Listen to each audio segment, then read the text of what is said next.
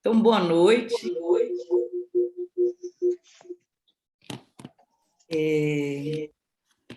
Está tendo sonorização. Espera aí que eu vou resolver. Gostaríamos, né, de cumprimentar todos que aceitaram, né, o nosso convite de estar aqui essa noite, principalmente as professoras Andréa Guerra e a Flávia, né, que nos prestigiam com esse momento para tratar, né, de um tema que nos é muito caro nesse momento, que é discutindo o racismo, né, com o tema dessa live de hoje, que é Raça, Poder e Políticas Transformadoras. Eu queria, antes da gente iniciar, poder apresentar um pouco para vocês o que é o programa Laços, né, que é o nome dele é Psicanálise, Subjetividades Contemporâneas e Laço Social, né, que é uma atividade de extensão e pesquisa do Departamento de Saúde Mental e Saúde Coletiva da Universidade Estadual de Montes Claros, né? E o Laço, ele visa a construção de uma rede de colaboração, intercâmbio de experiências, né? Em que a gente faça um diálogo com a psicanálise, né? E objetiva o fortalecimento da inserção da psicanálise na nossa região, né? Compromissada tanto com a formação como com a qualificação da prática da psicanálise nos diversos dispositivos, né, clínicos assistenciais, né, de políticas públicas, né, buscando uma ação transformadora da nossa realidade, né? Na live de hoje, né, a gente traz um tema dentro da nossa programação semestral, né, do racismo, né, e trouxemos, então, duas convidadas para poder colocar para a gente, todas duas, né, com experiências universitárias, né, uma que tem teorizado muito sobre o tema, né, do racismo e da segregação de uma maneira em geral no Brasil para nós hoje, é uma pensadora importante no nosso meio, obrigada, Andréia, né, e a professora Flávia, que vai tratar também de uma experiência importante de enfrentamento aqui no norte de Minas, dentro de um programa de extensão do Instituto Federal, né, onde ela tem atuado com diversas políticas junto a estudantes, né, e os espaços de segregação que eles têm que enfrentar, né, no contexto institucional. A nossa live ela vai ser mediada pelo professor Antônio Carlos, e eu vou estar aqui dando o suporte. Sejam todos bem-vindos, né, e passo imediatamente a palavra para o Antônio Carlos, que é o atual coordenador do programa dentro do Departamento de Saúde Mental e Coletiva, do qual hoje eu sou uma colaboradora, com muito prazer. Obrigada. Antônio Carlos.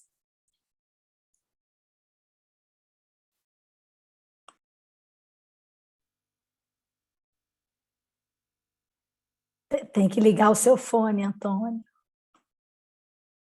Só estou que admito pessoas aqui.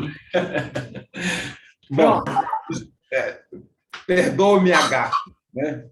Mas agradecer mais uma vez as convidadas, né? Andréa Guerra, que já é frequentadora antiga do programa Laço, já que ela também trabalha com PSILAC, que é o programa de laço social no contemporâneo, lá na UFMG, e que participou com a gente aqui várias vezes, tem colaborado muito com Laços daqui. Na verdade, poderíamos dizer que o Laços de Montes Claros é um co-irmão, né, do PSILAX de Belo Horizonte, aliás, em quem nós nos inspiramos para criar o programa, para criar a possibilidade do programa daqui. Né? E também dar as boas-vindas, né? Agradecer a professora Flávia, né? Que vai colaborar, vai falar, então, da prática, né? Como o Rosângela falou, por um lado, André fala da teorização sobre isso e tem trabalhado, né? O caso da Flávia fala disso na prática. Então, eu acho que quando a gente fala de raça, né? Em que lugar que essa povo de pele preta, como é que esse povo se coloca, né? Qual que é o lugar que a gente tem na sociedade, e que é um lugar diferente e que precisa ainda ser reafirmado através de políticas que sejam realmente proativas, e a pessoa de pele negra também precisa de uma certa proatividade, né? Então, é disso que a gente vai fazer. Então, assim, o negro tem o seu poder, né? Agora, isso é uma questão política, mas nós precisamos de políticas transformadoras para que esse poder seja exercido. Então, eu acho que é mais ou menos por aí que essa discussão aqui vai rolar. Eu, como mediador, vou anotando as perguntas que vocês forem colocando. Peço que Rosângela me ajude também, caso eu perca alguma coisa, e já passaria de imediato a palavra para a professora Andréa Guerra, né, para que ela pudesse falar para a gente aí um pouco sobre a sua experiência, sua prática lá em Belo Horizonte, afinal de contas, pelo Brasil afora. Muito obrigado. Então, obrigada a você, Antônio Carlos, a Rosângela, são parceiros antigos, o Montes Claros acho que tem essa verve, né, social, política, de um exercício, de uma transmissão da psicanálise muito junto à cidade. Não é à toa que o programa se chama Laços, não é? Porque eu acho que tem a ver com isso que enreda, que faz trama, que suporta os furos, né? Que para fazer laço a gente tem que enfiar a fita em um montão de buraco, então não é sem dificuldade, né? Não é sem isso que a gente precisa diariamente enfrentar, que é aqueles pontos que a gente não sabe muito bem o que fazer com eles. E dizer da alegria, Flávia, de estar do teu lado. Estou querendo muito ouvir o trabalho que você faz. A gente também nasce com um projeto que se chama Ocupação Psicanalítica dentro da UFMG, tentando pensar formas de abordar, tratar, cuidar e pensar sobre o sofrimento mental que vem do racismo estrutural e que não está fora da universidade, já que a universidade não está fora do mundo. É mesmo que a gente tenha uma intenção de que a universidade desconstrua internamente seu racismo, no cotidiano a gente sabe que toda estrutura muito grande, muito forte, hierárquica, hegemônica e branca, ela pode ser um veículo de violência. Então, eu queria muito ouvir você. E aí, como que a gente combinou um pouco, né, quando Rosângela e Antônio fizeram um convite para esse trabalho em torno do tema racismo, raça, poder e políticas transformadoras. A gente pensou que seria legal eu trazer um pouco as pesquisas que a gente tem feito aqui no Psilax. Psilax vocês encontram no Instagram, no YouTube, no Facebook. A gente tem feito um trabalho muito cuidadoso de guardar virtualmente um lugar para a transmissão de uma psicanálise comprometida com o nosso agora, com a nossa geopolítica. E um dos trabalhos que eu faço ao lado de...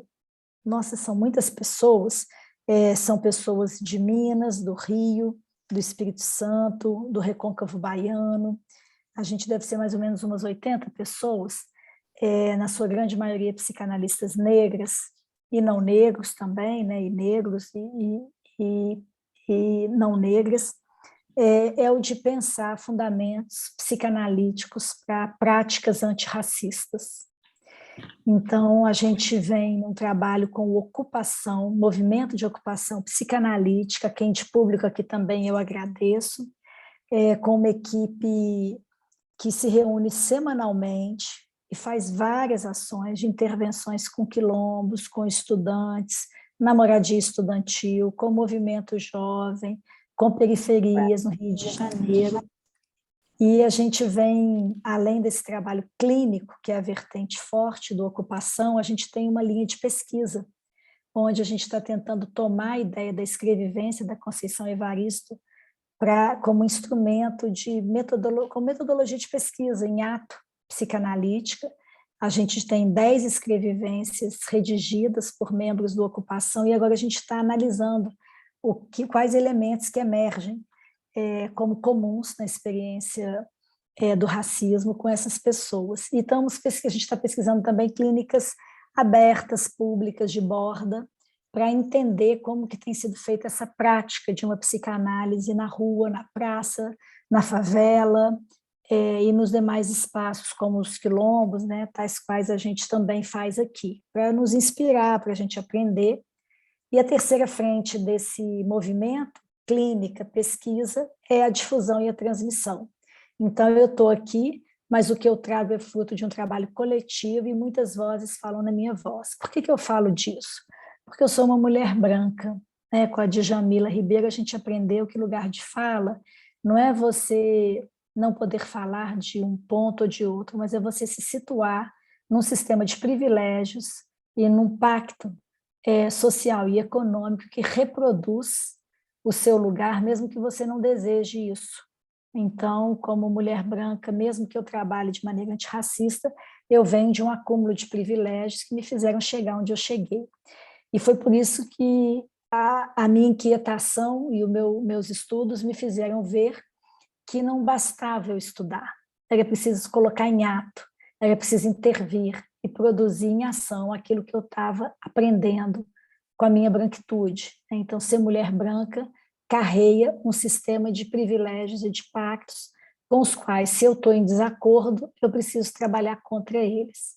Então, é desse lugar que eu vou trazer para vocês uma ideia muito simples, que eu vou falar eventualmente com um ou mais conceitos da psicanálise. Qual que é a ideia da minha conversa com vocês hoje? Vou falar em torno de uns 15, 20 minutos, além desse que eu já gastei aqui, já alonguei. Se houver algum tempo, Antônio Carlos, fique à vontade. Eu contei antes, acho que vai dar em torno de 20 minutos. Você me avisa se eu perder o prumo. Qual que é a tese central que eu vou trazer aqui, que é uma tese de matriz psicanalítica? Todo mundo porta uma dimensão de si mesmo que desconhece. Essa é a premissa do inconsciente. Essa parte que a gente desconhece, ela não é exatamente confortável, amiga, suave.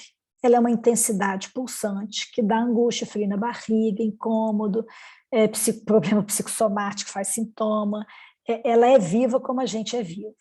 Então, a gente tem uma disjunção da linguagem com o corpo, do eu comigo mesmo. Então, a gente é cheio de desencontros.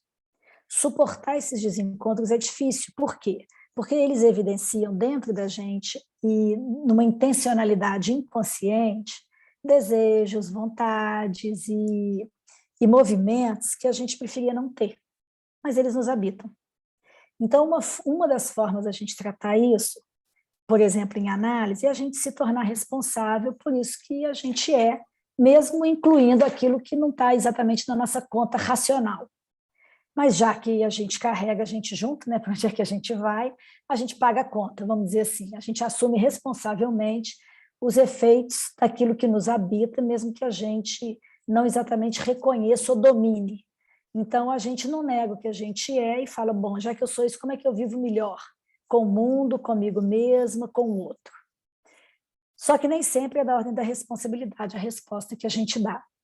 Uma das possibilidades de resposta, que é estrutural e forte, é a gente projetar para fora esse nosso mal inominável, e a gente não faz isso de qualquer jeito.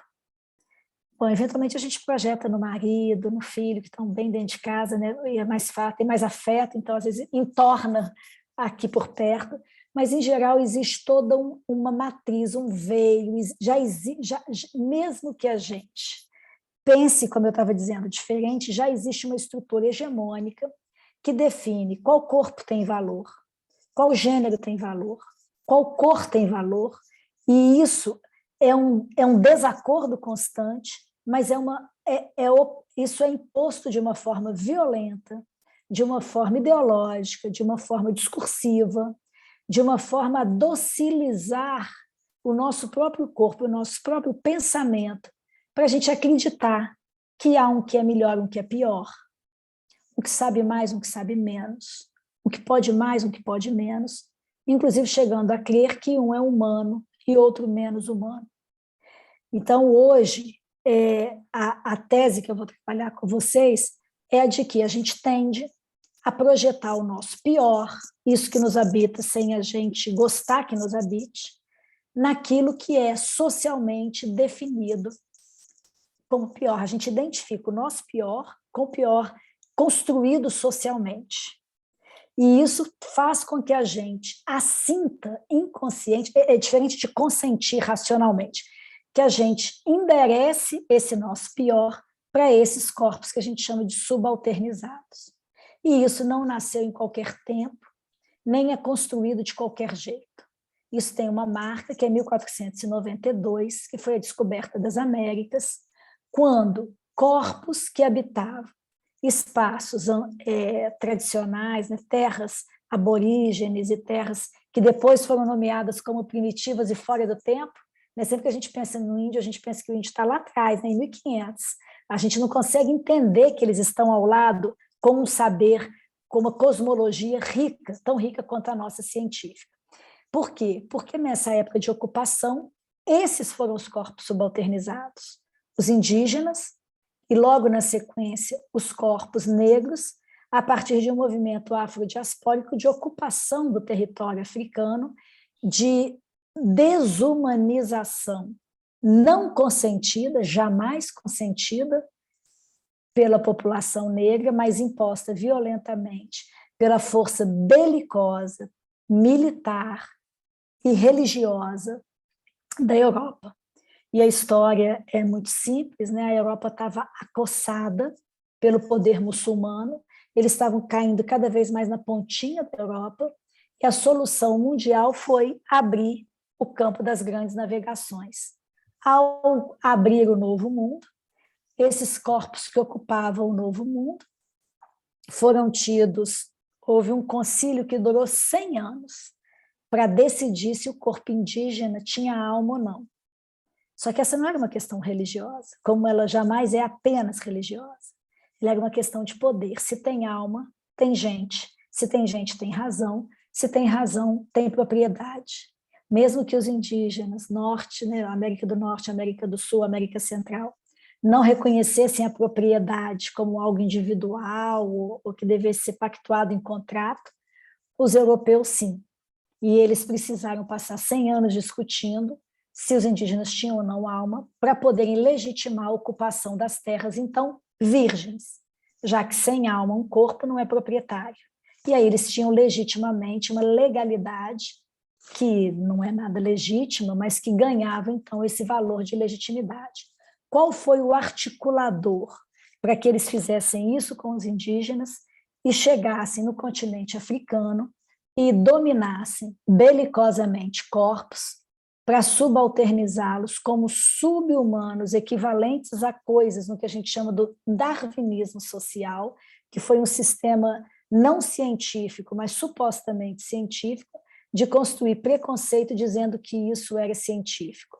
O darwinismo social acompanha a ideia de que existem povos mais evoluídos do que outros, e eles construíram um argumento de que esses povos subalternizados, como sendo passíveis de domesticação, foram equivalidos a coisa. Essa foi uma teoria que vigiu no século XVI e que repercutiu com o darwinismo social ao longo dos séculos seguintes como sendo cientificamente válida.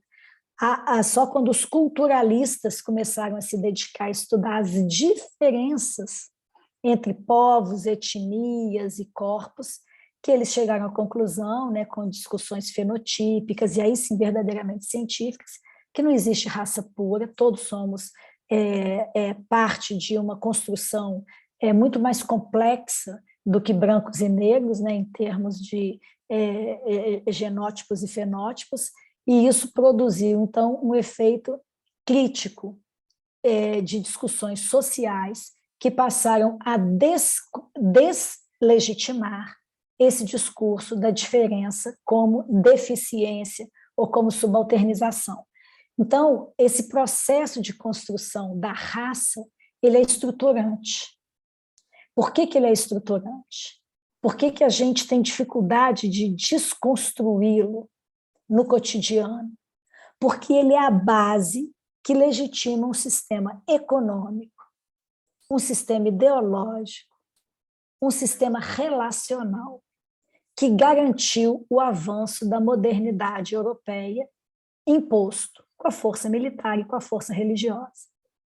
Então, a gente tem uma construção histórica que, com a psicanálise, a gente encontra uma ferramenta para ler e que faz a gente chegar hoje com a certeza de que no ano em que a gente está discutindo a lei das cotas de ações afirmativas, o ganho que foi a universidade receber cota social, cota racial, cota indígena, fez toda a diferença. A gente só está fazendo essa discussão hoje porque há 10 anos os alunos começam a nos perguntar o que a gente sabe da escravização, e a gente tem que admitir que a gente sabe muito pouco e tem que começar a pesquisar.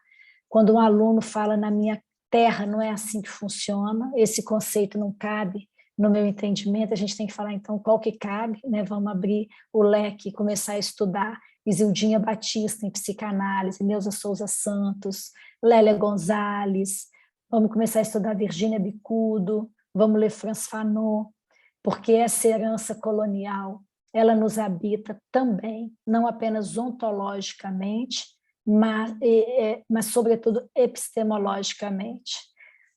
E aí a gente começa a entender por que apenas 5 países no mundo têm o domínio do que é cientificamente válido. Combina comigo? Inglaterra, França, Itália, Estados Unidos e Alemanha. Se a gente quiser resumir o que a gente tem lido nos últimos séculos, os leitores que a gente lia estavam nesses 5 países. Como que esses 5 países podem deter a verdade do sul global?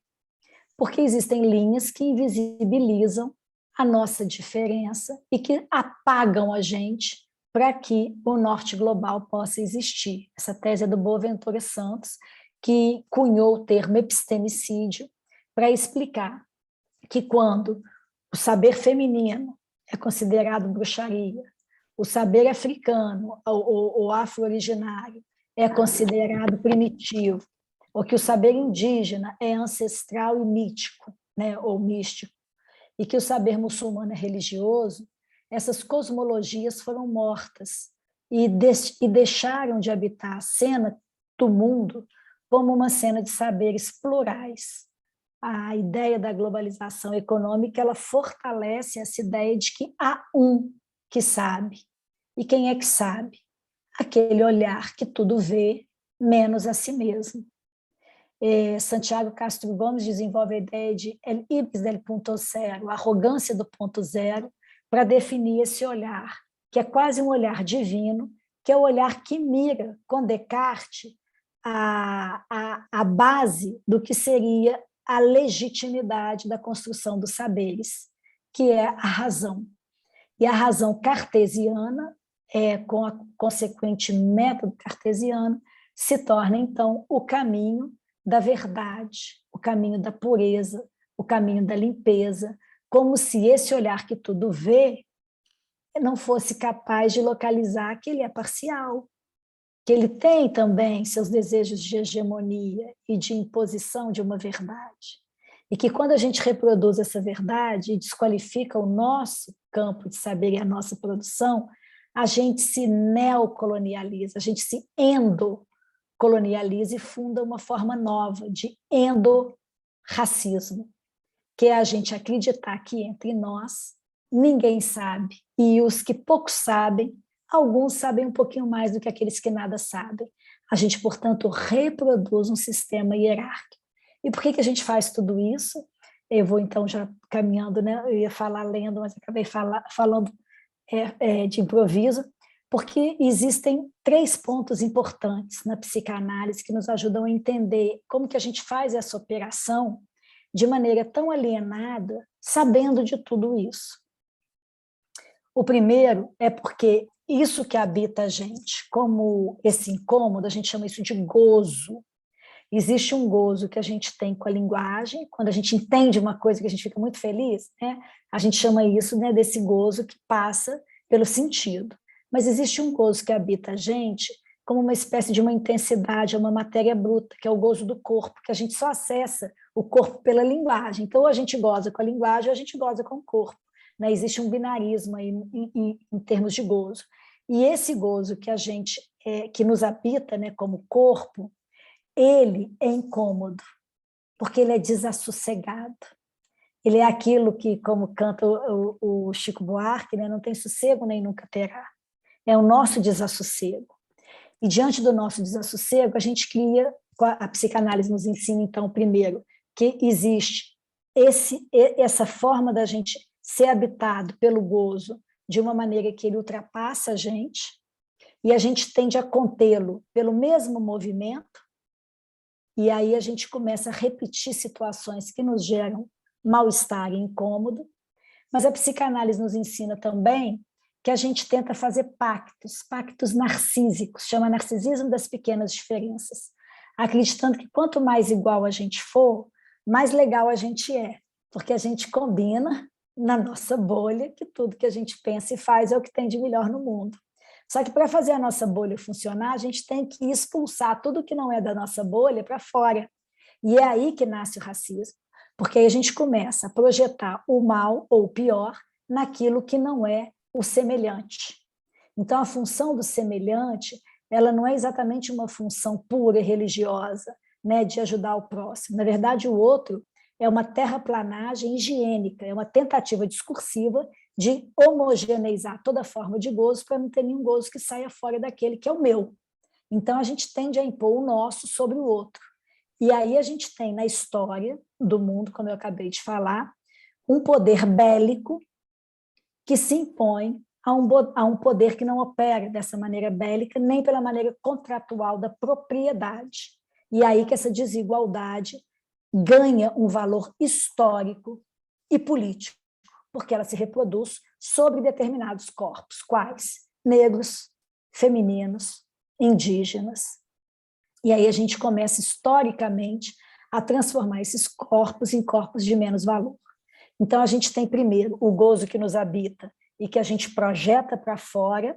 Segundo, a gente não endereça esse para fora em qualquer lugar, a gente endereça para esses corpos que estão subalternizados pelo discurso e historicamente mantidos à força e com muita violência, não sem resistência, nesse lugar. E terceiro ponto, a gente tende a mirar nesse acordo narcísico com o que faz o que a gente chama de significante mestre da civilização funcionar, a gente faz o branco, cis, hétero, patriarcal, europeu, burguês, ser aquele ideal que regula o que os outros corpos deveriam ser.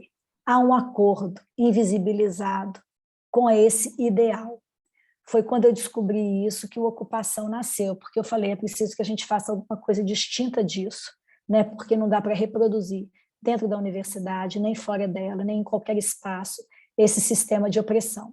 Então, para concluir, a gente está entendendo, então, que classificar é identificar, e a identidade submetida a esse regime não é simplesmente imaginária, mas ela é a conexão que garante o fio do poder e legitima um modo de gozo, inclusive de funcionamento econômico, destrutor, mas tomado como civilizatório.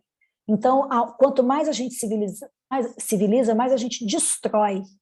Portanto, não é o contrário, né, como a gente aprende nos livros da escola. O iluminismo, ele só nasceu e a modernidade racional só se firmou ao preço da raça, da depredação, da ocupação e da destruição de populações inteiras, de cosmologias e saberes inteiros. Assim se define o lugar hierárquico de um corpo, pela cor, pelo gênero, pela classe, e se mantém um regime autoritário dentro dos sistemas legitimados, como nação, Estado e por aí vai. Quem classifica controla o sentido, e quem é classificado tem que confrontar o sentido que lhe impõe a classificação.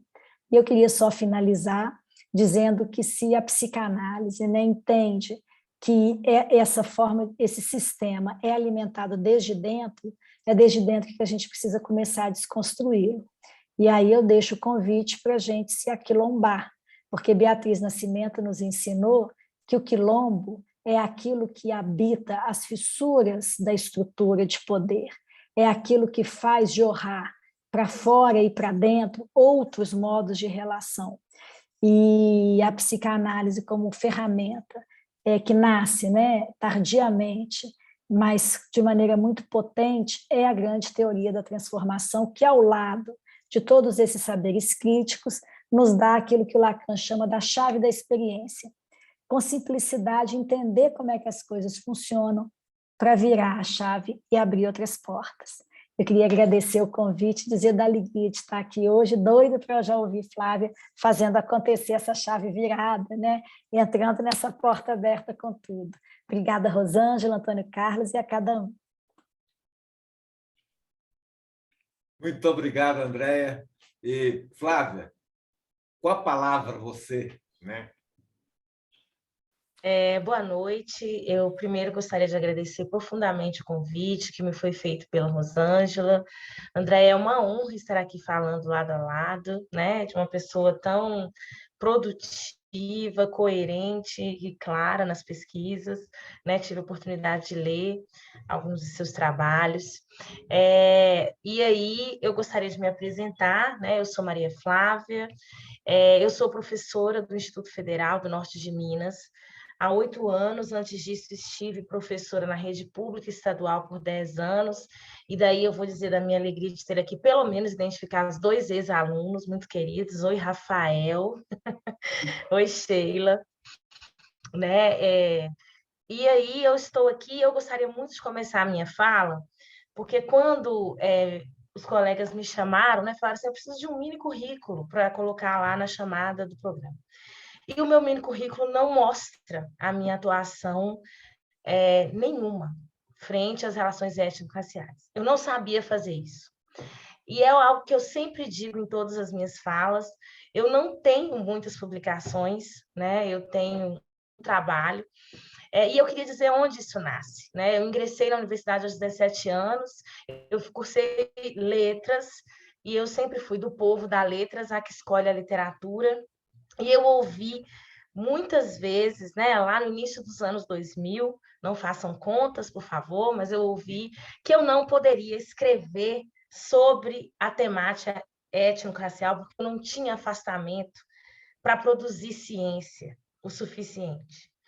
E isso eu carreguei, eu fiz um mestrado, eu falei sobre cultura popular, sobre memória, sobre identidade, né? E eu tinha uma professora, Cíntia, lá na UFO, presidente do NEABI, da instituição, que todos os dias me queixava, existem projetos discutindo relações étnico-raciais e nenhum é seu. E você é uma das 2 pessoas pretas aqui desse mestrado. Isso foi um caminho muito importante para mim. Eu nunca me achei no lugar de dizer isso, até ocupar um lugar de gestão momentaneamente. Agora estou há 1 ano e poucos meses, né, na diretoria de assuntos estudantis do IFNMG. Isso significa que eu estou à frente das ações afirmativas institucionalmente. Então, agora, esse não é mais um lugar que eu posso negar que estou. E aí, quando me pediram um mini currículo, retomando aqui, né, eu fui rever a minha própria história e buscar onde foi mesmo que eu fiz isso, que eu aprendi essas coisas, né? E aqui está a Valesca, o Renato, né, meus colegas de NEABI, de instituição. Foi lá, nas comissões da consciência negra e no NEABI institucional, nos projetos especialmente de extensão. Eu sou uma extensionista de alma, né? Eu adoro fazer essa relação. Então, eu chego aqui muito grata, né, pela oportunidade de falar, como você disse, por minha voz, falam muitas vozes, né? Nós temos hoje no Instituto Federal 11 NEABIs instalados, constituídos, atuando, né? Nós somos 11 campos, e isso não é um trabalho meu, não começou a partir de mim, mas eu fiz parte dele. Então, essa experiência que eu quero colocar aqui hoje, né, com relação às relações de poder institucionais e as políticas públicas em especial, né, de enfrentamento a esse cancro do racismo, que nós não vamos nos livrar se não olharmos, não encararmos de frente. Ela é a experiência de muitas pessoas. Bom, partindo do entendimento, né, de que o racismo é estruturante de todas as relações sociais do Brasil, de todas as relações, especialmente econômicas, né, lembrando que o racismo ele é uma tecnologia de poder, né, erguida em relação íntima, né, muito, muito íntima, muito reiteradamente próxima do capital, da modernidade, né, não é uma relação, e aí a gente ouve aqui alguns mitos ali, aqui, né, ainda aquelas falácias de que havia escravização também entre os povos africanos, o princípio era outro, não era o comércio, né, nem a subalternidade, mera subalternidade, partindo da raça como categoria política, que ainda permanece, né, na mediação, e essa é uma colocação muito bem feita pelo professor Silva Almeida, em reiteradas vezes em que ele se posiciona, né? Então, a gente está dizendo que raça existe como categoria política, como entendimento social estruturante das relações todas no Brasil, ela existe. Desse entendimento, então, eu acho importante trazer para essa conversa algumas questões com relação ao conceito de interseccionalidade, né, que são muito importantes para a gente falar sobre políticas públicas, né? E, antes disso, eu vou falar um pouquinho sobre a categoria negro no Brasil, que ela é bastante problemática, né, do ponto de vista da inserção, especialmente das políticas públicas. Retomando aqui um pouco da história do movimento negro brasileiro, né, a gente tem aí, junto com a abertura política, em 1978, mais ou menos, a fundação oficial do MNU, no estado do Rio de Janeiro, e naquele momento a gente tinha à frente figuras muito sábias e perspicazes, que já compreendiam a leitura racial heteroidentificada no Brasil como um exercício de identificar uma tabela, né, de cores, vamos chamar assim, que ia do absolutamente branco, né, até o não branco, passando pelo não branco para a gente chegar lá no preto retinto, né? E essa é uma nuance que a gente nomeia hoje como colorismo. A gente tem a Davusk, né, como uma das principais pesquisadoras, né, dessa área, e é uma discussão muito importante para a gente trazer para cá. O colorismo, né, é norteador também dessas relações. E eu quis trazer isso para cá hoje, porque é preciso dizer que o colorismo também é uma tecnologia do racismo, né? Não foram as pessoas pretas, nem as pessoas pardas que inventaram o colorismo no Brasil. Bom, então, dentro dessa categoria grandona, negros, né, no Brasil, confusa, questionável, né, quando lhes convém, esse questionamento acontece, a gente tem os pretos, os autodeclarados pretos e os autodeclarados pardos, né? Esse é o princípio da construção identitária. Porém, é importante a gente lembrar também que ninguém constrói identidade social declarando, olha, eu sou isso e todo mundo vai acreditar e eu vou ser isso mesmo, né? A gente sabe que a construção identitária é uma vida de mão dupla, porque tem o que eu penso sobre mim, o que eu quero que pensem sobre mim, mas há o que eu sou para o outro, e em diferentes momentos históricos e tempos. Então, não é fácil a categoria negro se constituir no Brasil por esses dois grupos, pretos e pardos, especialmente sobre implantação de políticas públicas.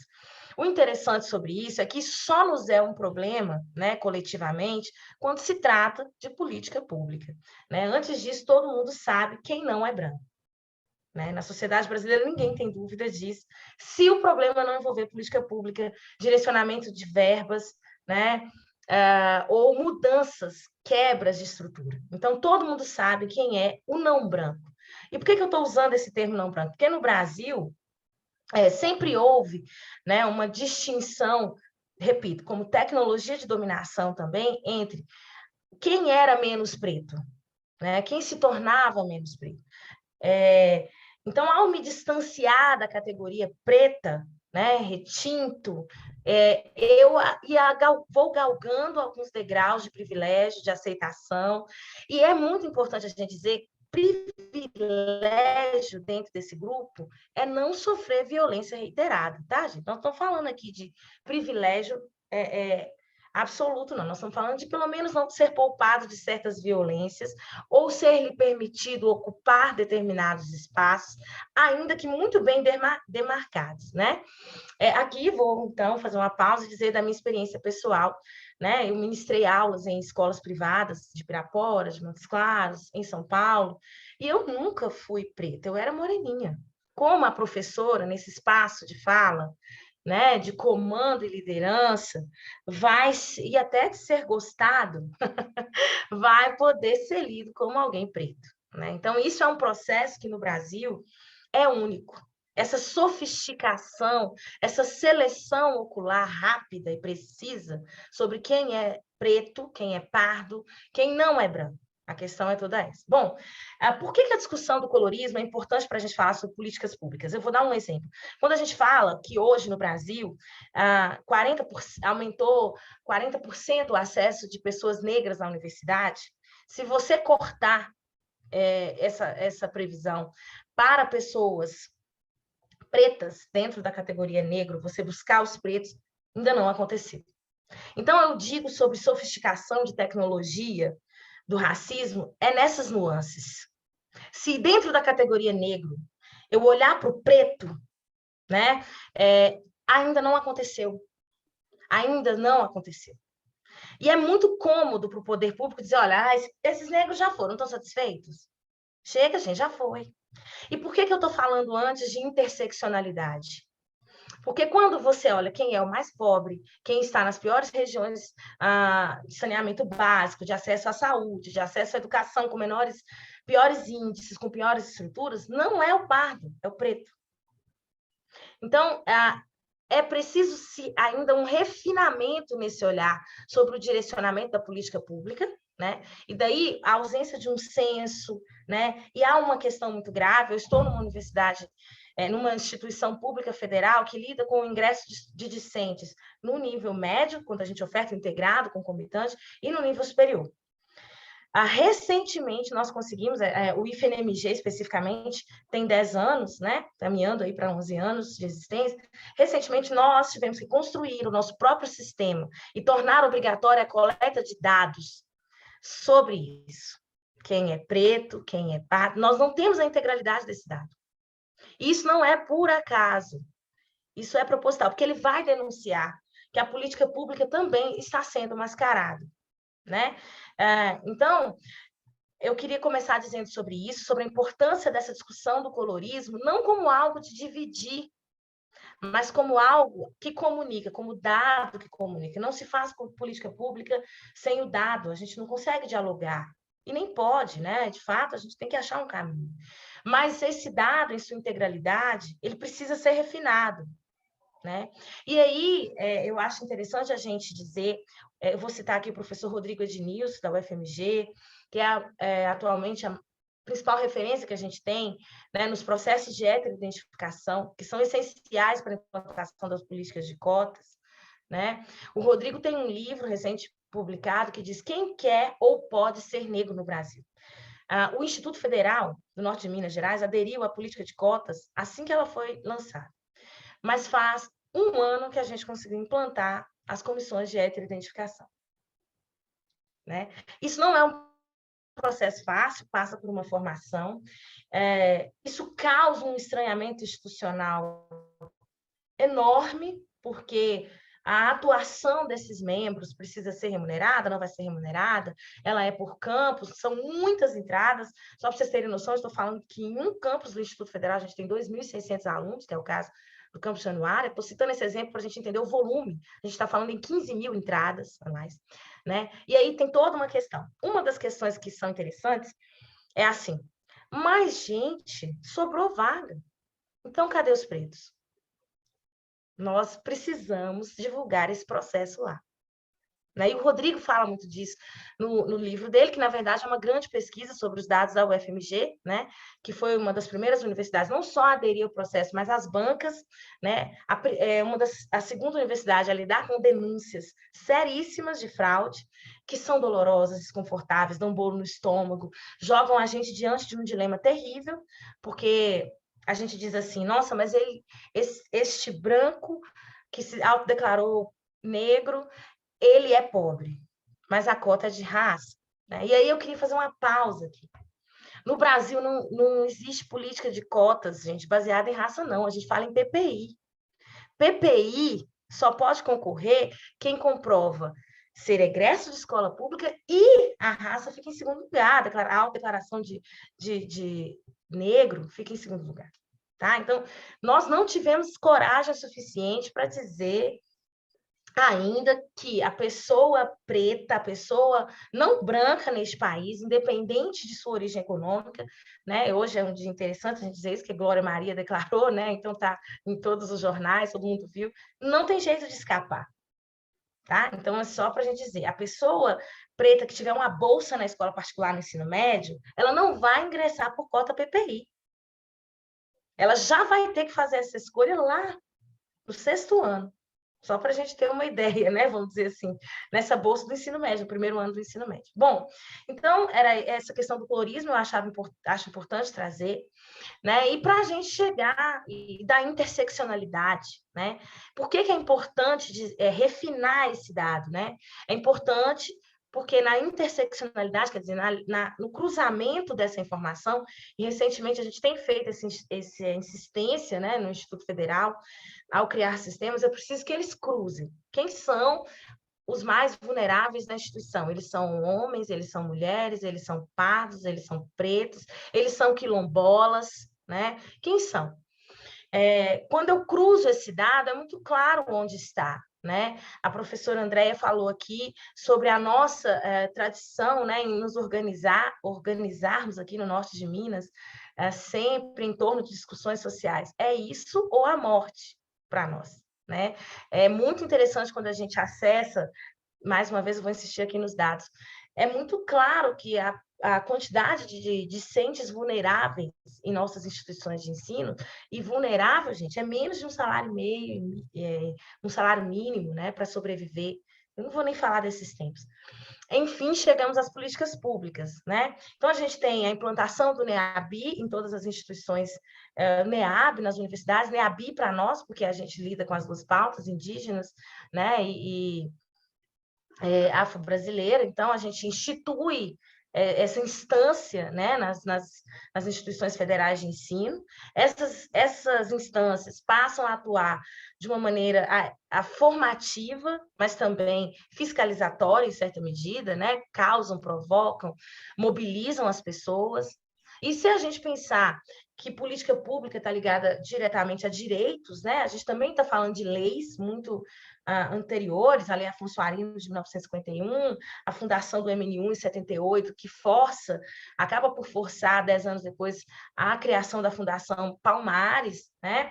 A Lei 7.716, que é fundamental, que é quando há a tipificação, né, do crime de racismo no Brasil pela primeira vez, ela vai sendo aprimorada, né? E depois a gente tem a importância da Conferência de Durban, que vai, né, para mim é fundamental esse momento, a criação da Secretaria Especial de Política de Promoção de Igualdade Racial, que força isso em todos os níveis, o Estado cria, o município cria, né? E aí, no caso da minha experiência, a 10.639, 11.645 depois, atualizada em 2008, que são as leis que obrigam o ensino, né, de cultura afro-brasileira. Atualmente, e aí eu espero não ser apedrejada por isso, eu acho isso já insuficiente. Né? A lei diz sobre ensino de cultura, numa esperança muito bonita, né, de que isso contribuiria. E eu quero aqui dizer categoricamente, as leis de ensino precisam ser antirracistas e, em certo momento, intimidatórias. Eu quero dizer por que disso. Porque nenhuma lei, as pessoas têm esperança, assim, por exemplo, o entendimento da Lei 7.716, por exemplo, né, que é, ou então do Estatuto da Igualdade Racial, que criminaliza a discriminação racial, né, como algo assim, olha, me aceita, gosta de mim, seja uma pessoa melhor. Gente, o objetivo das leis não é esse.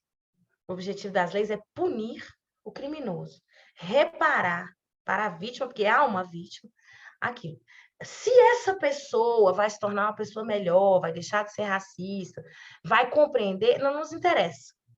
O que nos interessa é que ela seja silenciada em sua violência, paralisada em sua violência. Ela não pode mais cometer essa violência. Né? Essa preocupação sobre o caráter, a gente tem lá na 10.639, a gente tem na atuação do NEABI, mas as leis de crime de discriminação racial, elas não têm a menor expectativa disso. Isso é importante que a gente diga, porque muitas vezes você vai para uma discussão sobre a implantação das comissões de heteroidentificação e as pessoas acreditam que é uma questão nossa, do NEABI. Esse povo do NEABI, André que fica aí falando disso, né, nessas lives, é um problema nosso. Não é um problema nosso, isso é uma lei. Né, estamos implantando uma lei. Então, é muito importante trazer as discussões para o lugar da legalidade. E o que tem o valor de dizer que é uma lei, que a 12.711, que é a lei de cotas, por exemplo, é uma lei? O valor da gente dizer isso é porque antes de algo virar lei, a gente já teve uma discussão imensa por trás disso. É preciso imaginar e acessar isso também. Né? Então, eu vou finalizando aqui a minha fala, não sei se eu consegui ser clara e coerente o suficiente nesse caminho, né? E o que eu gostaria de deixar como finalização é a importância da política pública para o enfrentamento ao racismo num outro nível, que não espere do outro, né? Djamila tem uma fala muito interessante: eu estou cansada de pentear cabelo de sinhá. E é uma fala forte dela. Por que Djamila coloca isso? Porque todas as vezes que a gente balizar o fim do racismo em um diálogo de compreensão, o racista não vai dizer que não entendeu, que não tivemos paciência suficiente.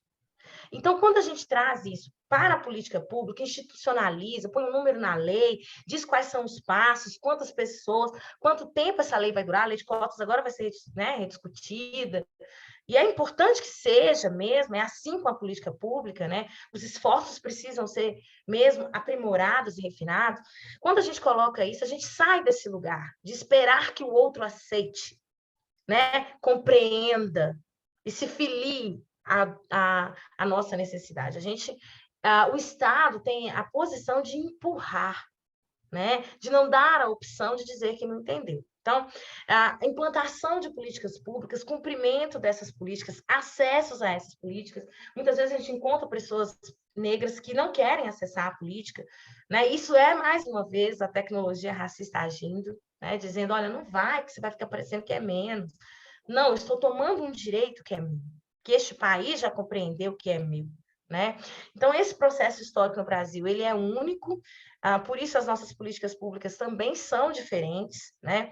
Eu entendo que não há possibilidade de comparar, nem mesmo com o processo estadunidense, a gente bebe muito nessas fontes teóricas, mas nem mesmo lá, né? A vivência do racismo é como a nossa, porque aqui há uma negação muito grande, né? De que isso houve, de que isso impacta a nossa história, a nossa economia, as nossas relações. Então, conhecer políticas públicas, implantar políticas públicas, é um processo extremamente difícil. Né? Extremamente difícil. Você vê por dentro as instituições gritar, doer, se mover, porque nenhuma, gente, dessas instituições que adotam políticas de cotas, né, elas foram erguidas para essas pessoas estarem lá. Né? Eu não esqueço de minha sensação, e aqui vou encerrando, Clara, no dia que eu falei assim, quantas docentes pretas tem aqui? Quantas delas são mães solos? Quantas delas são filhas de outras mães solos? E aí eu entendi o tamanho da rasura que eu era, né? E que eu sou nessa instituição. Deixa eu parar para pensar nisso, não acho que isso precise guiar todos os meus dias, não. Mas tem hora que isso aparece e a gente precisa nomear. Né? Então, políticas públicas são importantes, são essenciais, mas são dolorosas de serem implantadas ainda. Não sei se eu fui clara, obrigada pela escuta, estou à disposição. Obrigada.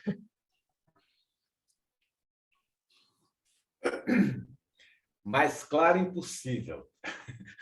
Apesar da palavra clara ser hoje não politicamente correta, né?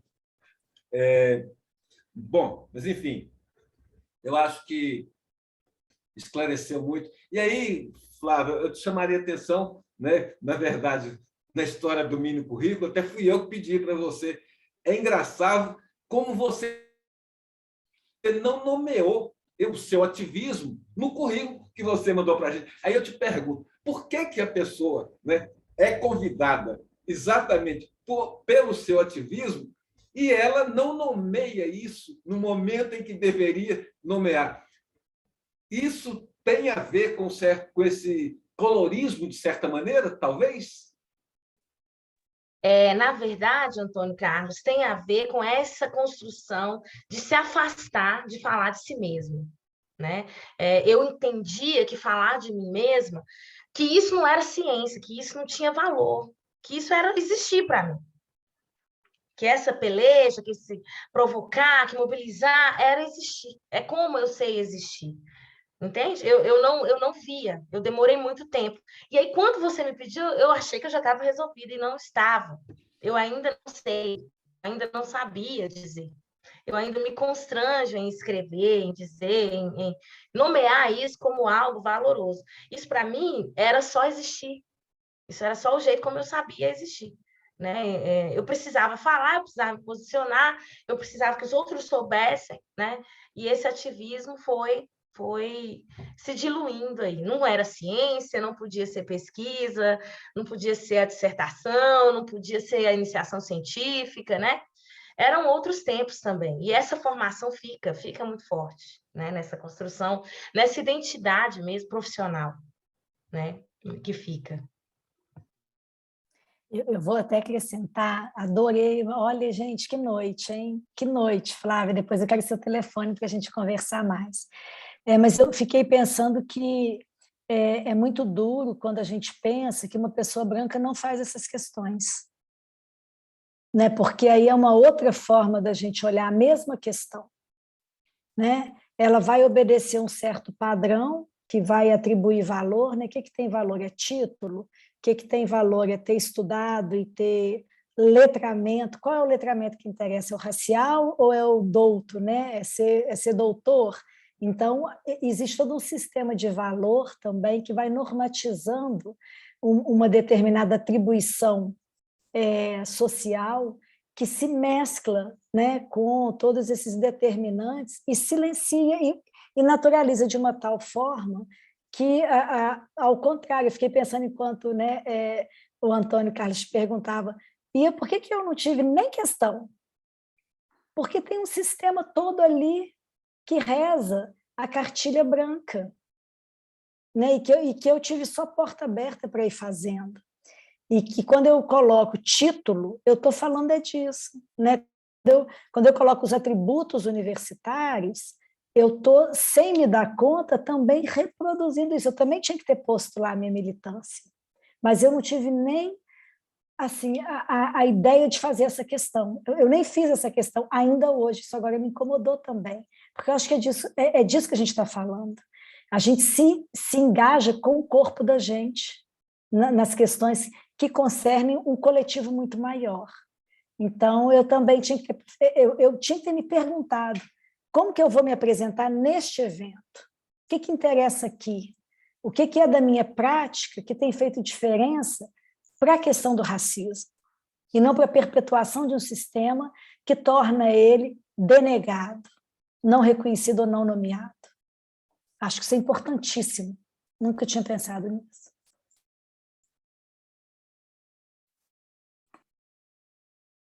Bom, eu acho que é essa questão, e aí isso me suscita uma coisa para a gente ver, então, nessa valorização, na valoração, por exemplo, então, e a inferiorização, a subalternização, aí você coloca, André, a questão do preto, do índio, da mulher, né? E aí eu acrescentaria o pobre, e dentro do pobre a gente acrescentaria as pessoas em situação de rua. São uma série de chamadas minorias que compõem uma população enorme, inviabilizada, né? Ou seja, invisibilizada. Ela é socialmente inviável, né? E invisível, apesar do seu tamanho. Eu queria que você discorresse um pouquinho sobre isso, por favor. Eu lembrei, enquanto você perguntava, desse pensador que é o Boaventura Santos, até porque ele falou recentemente uma coisa tão interessante, porque ele é um homem branco europeu, né, e trata das questões coloniais. E ele falou assim, o meu nascimento, a minha origem eu não mudo, mas o lado onde eu vou jogar o jogo, sim, isso eu que decido. E eu acho que tem um modo da gente hoje, eu diria que é ter a coragem, né, de enfrentar que é o de localizar como que esses processos de se deter em tentar entender como que esses processos de invisibilização de alguns corpos acontecem. O Mbembe, né, o Aquiles Mbembe, MBE, camaronense, ele vai falar que essa história ela passou por um longo período até o devir negro no mundo aparecer como uma crítica da razão negra. Ele vai falar do tempo dessa equivalência em que alguns homens eram equivalidos a homens e outros a coisas, e que nesse período se legitimou esse processo de desumanização de determinados humanos, de um segundo momento de resistência e de franca luta e de movimentos de desmontagem ou de furos nesse discurso hegemônico. E eu acho que aí a gente tem uma experiência maravilhosa que é brasileira, que é a do Quilombo, né? A Beatriz Nascimento estuda, a Abdias Nascimento também fala dele, e hoje tem sido usado como um recurso para a gente pensar outras formas de grupo, de laço e de coletivização e de reconhecimento, que eu acho que é disso que a sua pergunta trata. Mas o Mbembe ainda fala de um terceiro tempo, que é um tempo em que o devir negro no mundo se tornou aquilo que arregimenta os corpos. Todo corpo hoje, pela economia neoliberal, é passível de eliminação, uns mais que outros, essa diferença sempre persiste. Mas o que ele chama atenção é que quando a gente, todos, homens, mulheres, pretos ou brancos, pactuamos com a ideia de que um corpo pode ser escravizado, todos nós nos tornamos parte passível de ser objetalizada, que é o que o capital faz. Então, o que o Mbembe mostra é que existem grupos mais vulnerabilizados que outros, sim, por conta dessa herança histórica desigual, mas existe um pacto que, se todo mundo não se voltar contra ele, todo o corpo se torna eliminável. Então, ao mesmo tempo que o Mbembe ajuda a gente nesse livro dele, Crítica da Razão Negra, e no Sair da Grande Noite também, ele nos ajuda a pensar as diferenças que tornam alguns corpos, como a Lélia Gonzalez fala, ou a Rita Segato, né? A mulher negra é quem, acho que aí você fala também, né, Flávia, dessa experiência de mundo e de corpo, a mulher negra é quem carrega todo o processo civilizatório nas costas, porque é ali, se ela fizer a mudança, que toda mudança vai poder acontecer, porque é ali que está carregado todo, não é apenas a economia, mas é todo o afeto, a libido, o modo como a distribuição desigual do poder, do saber, da ocupação do corpo feminino, da ocupação da raça, vai acontecer. É ali que a gente consegue operar uma mudança, né? Então, o Mbembe vai mostrar que existe essa distinção, sim, mas que quando a gente pactua com essa hierarquização, a gente está se tornando parte dela. Isso é muito radical, porque a gente pensa, não é comigo, quando a gente é branco. Não é comigo. Então eu vou ajudar, acho que eu vou fazer alguma coisa aqui no meu bairro. É contigo. A decisão que você toma quando você concorda, ou quando você pactua com a ideia de que tem uma hierarquia entre pessoas, você já está dentro dela, você já é objeto dela. Então, se a gente autoengendrar esse acordo, a gente está danado, o mundo inteiro. O último livro dele, o Brutalismo, ele vai falar disso, a gente se torna combustão do planeta. Seres vivos, falantes ou não falantes. Né? Nem é só o ser humano, a gente começa a hierarquizar o mundo inteiro. Eu posso acabar com o rio, né? Posso, mas quando eu acabo com o rio, eu acabo com a condição da vida. Então, o humano faz isso com o humano. Quando eu hierarquizo, eu acabo com a condição da própria vida humana. Então, o sistema da raça, quando a gente entende que a raça ela não é uma contingência, não é porque no Brasil teve muito escravo, não é uma contingência, é o contrário, é porque a gente acreditou que era possível fazer essa hierarquia, que houve a escravização. E aí a gente se tornou todo mundo objeto, uns diferentes de outros. Então, eu acho que quando a gente pensa, né, Antônio Carlos, nessa lógica que alimenta a desigualdade, a gente está falando de um acordo que a gente toma parte, até quando a gente diz isso não é comigo, porque você toma parte pela omissão, você deixa rolar, e aí você já está dentro. Você já é parte dos elimináveis. Claro que com as garantias hierárquicas e com os pactos e com os privilégios distribuídos de maneira desigual. Mas o que eu estou tentando trazer é que quando a gente faz um acordo civilizatório, em que a gente aceita a ideia de hierarquia entre homens e mulheres, entre pretos e brancos, entre crianças e adultos, entre seres vivos e falantes e não falantes, a gente começa a se colocar como parte da classificação. E nesse sistema que o Mbembe chama de dever negro no mundo, a gente assenta a raça e a gente começa, então, a legitimar uma distribuição desigual de poder, de vida e de morte. Eles chamam de necropolítica, isso que a gente faz. Vocês imaginam, se cada adolescente... Aqui no Brasil, um adolescente negro morre a cada 16 minutos. A cada 2 minutos, uma mulher sofre violência doméstica. Quantas mulheres já sofreram violência hoje, de gênero, não necessariamente doméstica, de gênero?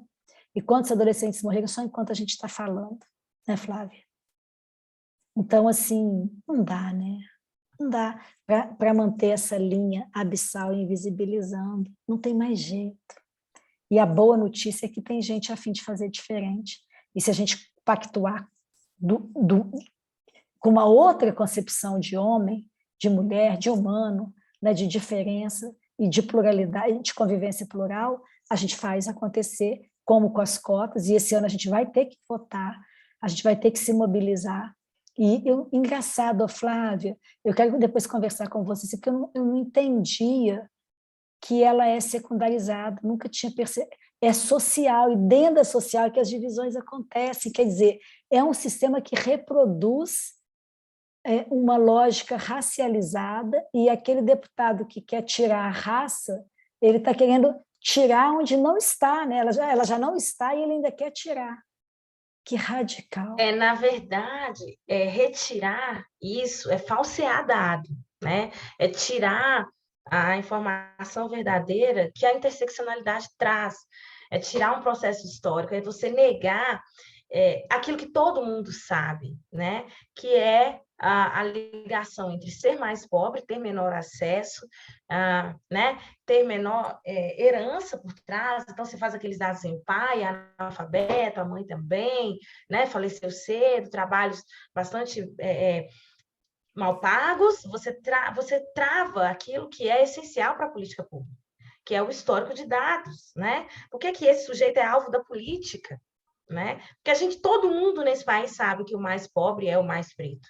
Todo mundo sabe, né? E a gente sabe também o impacto que é quando esse mais preto não é o mais pobre, né? Como assim você conseguiu escapar? É mais ou menos isso, né? Quase uma afronta. Você disse antes sobre a mulher negra, né? E eu gosto muito de ler a Carla Cotirene, né? E ela é assim uma potência nisso, quando ela diz assim, olha, eu tenho a bunda grande, o seio grande e sou doutora. E vocês vão ter que conviver com isso. Onde vocês vão pôr isso? Eu não sei, né? Eu sei escrever assim, do jeito que vocês estão gostando. Então, onde vocês vão pôr? Então, é uma rasura muito grande contra uma mulher daquela, né? No espaço, porque ela nega tudo, furou a bolha. Essa questão da subalternização das pessoas, né? Eu antigamente acreditava muito no processo histórico, e com as leituras a gente vai aprimorando e vai vendo que é capital, que é dinheiro. Inclusive, tem uma observação que a gente precisa estar atento, sabe? O capital percebeu que a economia mudou de uma forma que, se não for todo mundo, né? Que se não tiver pelo menos uma mínima mobilidade aí, não vai dar. Então, inclusive, a gente precisa vigiar, porque ele toma conta do processo. Ele vai dizer até onde a gente vai com a transformação. Ele não vai... Ele vai dizer, olha, eu estou precisando de mais gente aqui, então eu vou deixar vocês se moverem, mas é até aqui. Daqui vocês não vão passar. Então, a gente precisa estar muito atento, para além do processo histórico, o racismo é a tecnologia financeira. Ele aparece como tecnologia financeira. Então, a gente não pode nunca achar que, ai, se todo mundo se convencer... Eu já fui sentimental nesse ponto, né? Por isso que eu falo tanto de dado e tal. Foi uma transformação para mim compreender que era capital, que não era só o processo histórico, o estranhamento, sabe? Era dinheiro, o corpo que rende dinheiro e não disputa espaço comigo, né? Então, é muito importante que a gente esteja atento, porque eles vão achar, o sistema vai achar um jeito de cooptar, né? Já achou, por exemplo, vou dar um exemplo aqui bem esdrúxulo. A bolha de discussão étnico-racial que eu habitava na internet não falava de Big Brother. E a Globo descobriu isso. Colocou participantes negros e mobilizou e obrigou a gente a falar. Então, estamos nós aí trabalhando no algoritmo em favor. Por quê? Porque a gente preta está lá dentro, né? Então, a gente precisa estar muito atento, porque eles vão dar um jeito de sequestrar até o movimento, né? Até aquilo que era para ser libertador. Porque é dinheiro. Antes de qualquer coisa, é capital.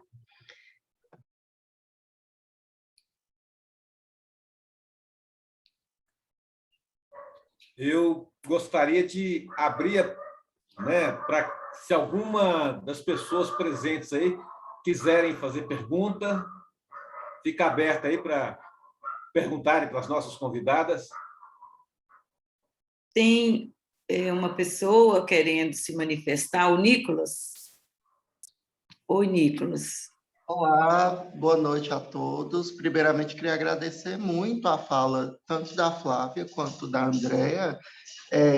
Primeiro, eu queria fazer um comentário sobre a Andrea, né? Quem acompanha um pouco o trabalho dela, sempre vê as discussões assim muito no campo da psicanálise, das discussões aprofundadas, né, em teoria psicanalítica, e foi muito interessante vê-la fazendo comentários sobre, vê-la fazendo, né, começando a falar a partir de um contexto histórico, o que é muito importante para a gente entender que a psicanálise ela está dentro desse processo materialista histórico. O inconsciente ele está dentro dessa formação e muitas vezes a gente vê que dentro da prática psicanalista se busca uma neutralidade em relação a esse contexto histórico, né? O que eu acho que se enquadra dentro desse pacto narcísico. Mas aí eu queria fazer minha primeira pontuação trazendo uma pergunta para a Flávia, que a Flávia fala sobre as políticas públicas, que elas precisam ser aplicadas e tudo mais. E eu sou também professor na educação básica e hoje eu sou coordenador de uma área dentro da escola onde eu leciono. E desde muito tempo eu vejo extrema resistência tanto da instituição quanto dos professores. Depois de alguma, né, manter resistência lá, uma resistência distinta, né, agora, a instituição vai se flexibilizando, mas o que a gente tem visto é que os professores se negam à aplicação. Alguns anos atrás, eu fiz um levantamento em algumas escolas aqui da cidade sobre como essas escolas estariam preparando a Semana da Consciência Negra. E as escolas, abertamente, assim, as diretoras declaradamente falando, não, a gente não vai preparar porque a gente acha que não é necessário, assim, sem nenhum pudor, né? E aí, sempre, e a coisa, quando acontece, sempre fica assim, no tom muito da palestra, muito de modo geral e palatável também, né? Porque a gente sabe que esse tema não é palatável. Mas os professores se recusam. Essa semana, inclusive, eu estava em uma reunião com colegas e aí eu citei a alteração na LDB, né, que recentemente, sobre a inclusão do trabalho da temática da violência contra a mulher, que precisa ser trabalhada agora no mês de março. E houve resistência das professoras dizendo que não, que a escola é que tinha que fazer uma palestra, alguma coisa no tipo assim, mais geral, porque nós, enquanto professores, não deveríamos entrar em assuntos que nós não saberíamos falar muito bem. Sobre essa questão, acho que não tem nem discussão, né? Porque nós, quanto professores, nós estamos em formação contínua. Mas, assim, Flávia, quando essas políticas elas continuam em resistência de não serem aplicadas pelos profissionais? Porque a gente sabe, igual você disse, a lei precisa ser cumprida e quem não cumpre precisa ser penalizado. Mas essa penalização nunca acontece. E aí, eu vou fazer uma pergunta agora para a Andrea, que é no sentido até do que do que eu venho tentando desenvolver na minha dissertação. Inclusive, André, você foi convidada para a minha banca, estamos aguardando sua resposta. Não cheguei lá, mas eu comecei a conversa. Que bom que eu sei, Nico. Aí, Andréa, eu estava lendo o seu artigo sobre segregação e psicanálise, e aí tem um momento lá onde você cita o Jacques Lamillet e o próprio Lacan, onde você fala sobre a questão do gozo, né? Que o racismo ele vem do gozo, da identificação, do pacto narcísico e tal. E uma das hipóteses que eu procuro, assim, de maneira até bastante, eu digo, corajosa, eu tento propor no meu trabalho, que assim, eu tenho tentado articular a maneira correta de colocar isso, assim, se o negro, ele também, o não negro, o racializado, ele também entra nesse pacto narciso, se é possível considerar que ele entra, mas de uma maneira indireta, no sentido assim, para que eu faça parte dessa estrutura, então eu vou servir ao seu gozo, eu vou participar como objeto desse seu pacto, do seu gozo, para que assim eu, de maneira indireta, de maneira fantasiosa, né, eu esteja dentro do seu pacto narcísico. As nossas perguntas são essas, e obrigado, gente. Só um minuto, nós temos também mais uma outra pessoa que levantou a mão, o Guilherme, que gostaria de fazer um apontamento. Vamos rodar as duas perguntas e aí a gente volta para Flávia e Andréia, por favor, Guilherme. Obrigada, Nicolas. Boa noite a todos. Agradeço a palestra, a fala da professora Flávia, da professora Andréia. Vou ser sintético aqui, sucinto, mas até para unir e fazer essa pergunta às duas professoras, porque quando a professora Andréia fala sobre narcisismo das pequenas diferenças, e a professora Flávia fala algo muito marcante assim de ouvir para mim, né, que é as instituições que precisam de cotas, elas não foram erguidas, elas não foram erguidas para essas pessoas ocuparem. E quando eu ouço essas duas coisas, eu não posso deixar de pensar no sistema de justiça criminal, porque, pelo menos na minha visão, é a faceta mais perversa do racismo e atua de forma material, seja na captura de corpos racializados ou no processo penal e no cumprimento da pena. E isso me faz pensar, por exemplo, que eu, homem branco, cis, embora estivesse nos mesmos espaços durante a graduação e durante a vida, que vários amigos negros que eu possuo, eu nunca, aqui nós chamamos de geral da polícia, né? Mas eu nunca fui parado numa abordagem policial. Então, isso dialoga com esses privilégios que não são contabilizados, né?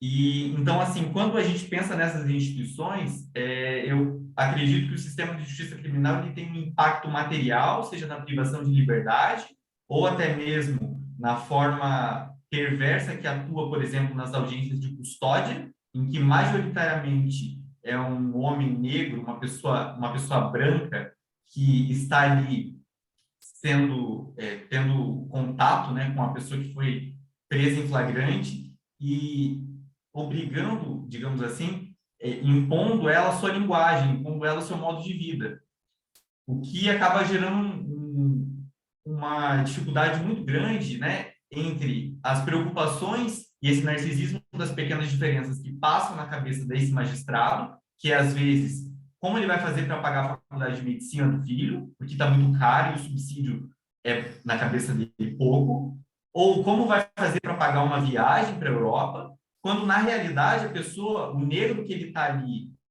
que ele se depara, está pensando como alimentar o filho, que comercializou uma quantidade pequena de droga, eventualmente, pensando justamente em como sustentar a família, porque estava sofrendo pelas agruras aí do neoliberalismo. Então, eu penso que há esse descompasso e talvez o Poder Judiciário, né, ele seja uma demonstração mais explícita de como brancos, né, talvez ousaria dizer que a história do Poder Judiciário é a história de homens brancos julgando homens e mulheres negras, né? Pensando numa ótica do direito. Isso a gente pode pensar também aí a minha questão é, será que essas cotas, elas não teriam que, além dos concursos públicos para magistrados, defensores, promotores, mas também para os tribunais superiores, porque, por exemplo, no Superior Tribunal de Justiça, hoje, nas cortes superiores, dos 5 tribunais superiores, só temos um ministro negro.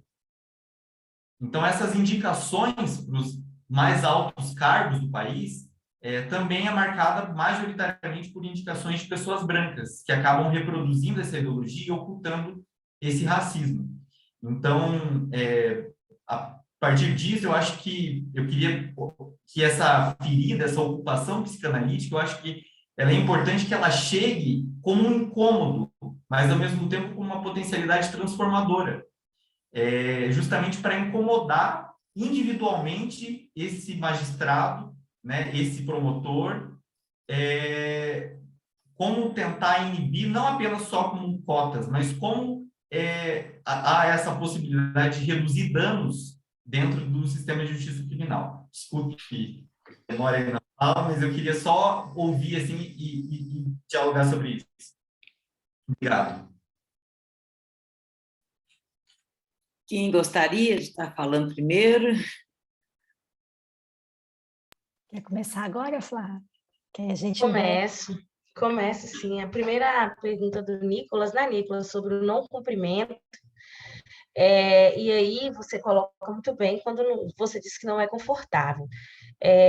Eu até acho que possa haver outros caminhos, mas eu nunca vi funcionar, né? Se eu estou num espaço e percebo que há o descumprimento da lei, cabe a mim, no mínimo, vamos dizer assim, coagir, né, quem está ali, incomodar. Existem maneiras de fazer isso, a gente pode fazer no privado, a gente pode fazer num primeiro ano um trabalho na minha sala, num segundo ano um trabalho com os pais dos meus alunos, num terceiro ano eu chamo 2 colegas, né?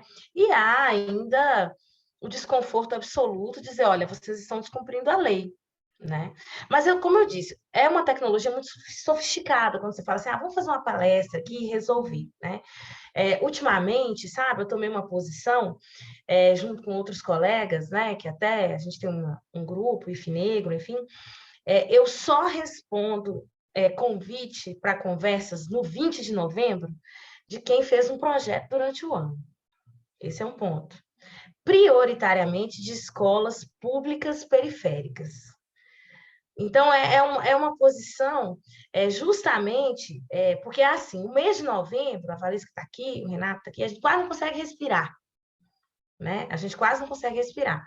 É um bombardeio de interesse. E isso mais uma vez, a lei não foi suficiente, né? É prova de que a lei não foi suficiente. Então, o que eu posso fazer para mudar isso? Tem várias datas ao longo do ano, né? E aí eu levo um texto, faço um mural na minha sala, né? E aí vai. Aí, assim, gente, não tem jeito de fazer isso sem se arriscar. Eu costumo dizer que a militância é um lugar para gente que está disposto a tomar certas porradas, né? Assim, então, o pai vai reclamar, né? Uma criança vai reclamar, e a gente tem que estar muito bem cercado mesmo. Olha, eu estou cumprindo a lei 10.639, e aí é muito interessante também quando você devolve, né? Por que te incomoda? Né? Como assim você não sabe falar sobre isso? Como assim você não sabe falar sobre isso? Você é docente, né? Como essa escola não sabe falar sobre isso ainda? Essa lei é muito velha, né? A 11.645 foi aprovada em 2008. Né? Ela modifica a LDB. Então, tem alguns momentos de enfrentamento, mas um enfrentamento muito localizado, né? Então, se tem algum conselho que eu posso fazer, é esse, mas não sei se é o melhor, porque eu nunca saí de nenhum espaço de docência que eu atuei sem ser a pessoa chata, né? Assim, então, a gente é a pessoa chata, eu sou que leva o texto, vai ter o simulado, o tema é, sei lá, interdisciplinar e é física. Eu vou achar um texto que fale sobre isso, que é uma mulher preta que escreveu. Eu vou dar um jeito, não adianta. Né? É crônica, eu vou achar uma crônica cujo tema é esse. Então, é uma escolha, é uma posição, né? Como você disse, eu vou trazer um texto que fala sobre violência contra a mulher.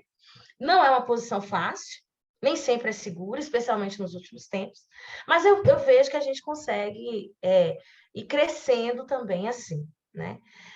O Guilherme fala sobre o sistema judiciário, sobre as instituições que não são erguidas, né? Para essas pessoas, Guilherme. E eu acho interessante a gente pensar no antes. Não tem gente preta o suficiente preparado para isso. Vou explicar o que eu estou falando. Em quantidade. Isso cria uma questão que é a seguinte, assim, ó. Quantas pessoas tentam e fracassam? Quantas pessoas precisa haver para atingirem, né, uma determinada posição de juiz de direito? Porque a gente sabe que é um cargo disputado, tem poucas vagas e tal. Então, a gente antes precisa se preocupar em formar um contingente grande.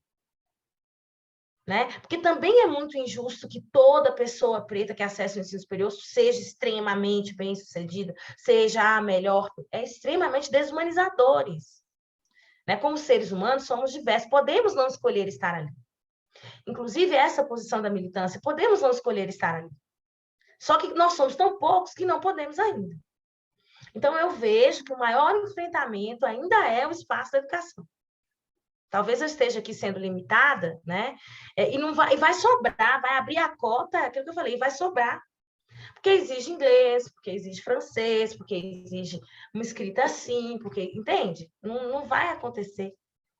Porque não tem o quantitativo, né? A qualidade não, é o quantitativo. Porque um monte de gente que sai da universidade preparadíssima e que é uma pessoa preta que podia, pode escolher não ir. Então, nós vamos precisar parear a preparação também, não só na cota. Porque a cota, ela já é o filtro final. Né? A gente precisa ser assim, ó, o campus tem 120 professores, 60 precisam ser pessoas pretas. 60. Para dali, eu vou militar, o outro não vai. Eu vou fazer pesquisa, o outro extensão. Entende? Então, eu vejo que o enfrentamento é ainda antes. Não sei se eu deixei de responder alguma coisa. Era isso? Obrigada. Eu vou seguir também um pouco na conversa com você, Guilherme, nessa linha, que eu acho que não tem dúvida, né? O governo vinha trabalhando, da Flávia, o governo vinha trabalhando com o ensino básico, com fortalecimento de pesquisa, investimento financeiro até o golpe, tudo no ensino básico, você começar a ter um foco, né, que viesse mais ainda lá de trás, né? Porque a geração que conseguiu quebrar com o ciclo de repetição, da inacessibilidade à educação, é o atual, né, das mulheres que estão com cerca aí dos 30, no máximo, entre 30 e 35 anos. É a primeira geração que consegue estabelecer mais nacionalmente o acesso à universidade pública. Isso não é à toa. Isso é efeito de decisão pública, né? Decisão política. Quando você tem esse sistema de regras e de leis que vai alterando as exigências, então, Flávia, é disso, né, que a gente está falando, você começa a conseguir quebrar determinados circuitos. A violência contra a mulher ainda não conseguiu isso, mas a gente conseguiu, e é muito pouco, eu não tenho esses números, Flávia, mas a gente vê que mesmo sendo pouco já faz muita diferença, porque você já precisa começar a pautar, pensar, problematizar, ler, né? Quando é que a gente lia as psicanalistas negras? Entende? Quando é que a gente problematizava o racismo em todas as aulas, ou pelo menos em todos os cursos? E não era uma pauta. Então, essa presença que começa desde a base, se ela vai crescendo, ela não, pode não romper, mas ela modifica a desigualdade, ela modifica a forma como a gente vai pensar.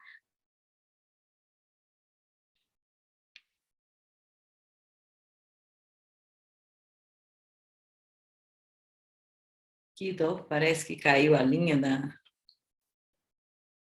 da Andréia. Vamos ver se ela volta. Não, ela está presente ainda. Eu ainda ouço, Rosângela. Então às vezes foi a sua, então, Rosângela. Pode ser, vou olhar. Tá, mas a gente está te ouvindo também. E quando você fala, então, do Poder Judiciário, a gente não pode esquecer que a Justiça Penal é o braço direito do Estado. Né? É preciso fazer um certo agenciamento econômico dos corpos para você poder conseguir regular minimamente o mercado. Hoje você elimina também, né? Hoje você tem uma lógica neoliberal um pouco mais compressiva. Mas eu lembrei muito, Guilherme, dos adolescentes autores de ato infracional, que foi onde a minha prática começou, e durante muito tempo, sem fazer essa leitura, essa leitura racial, ela era invisibilizada, né? Os estudos agora que estão trazendo, e majoritariamente adolescentes negros, tanto os que entram, eles falam dos 3 Cs, cadeira de roda, caixão e cadeia, né? Os 3 Cs que determinavam a existência deles eram prévios. E aí você começa a pensar, onde está a margem do sujeito? Porque quando a gente pensa, o sujeito sempre tem alguma saída, em psicanálise a gente acredita nisso, se a gente não acreditar nisso, né, a gente não opera. Mas essa margem individual, ela é constrangida por todos esses determinantes que estão fora do sujeito. Então, ele responde a isso, ele reage a isso.